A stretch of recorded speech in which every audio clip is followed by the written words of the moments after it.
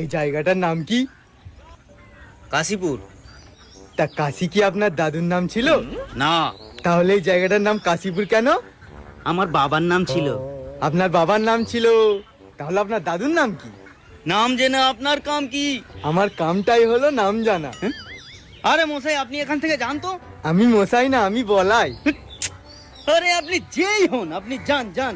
আরে আমাকে জান বলছেন কেন? জান তো প্রেমিকাকে বলে।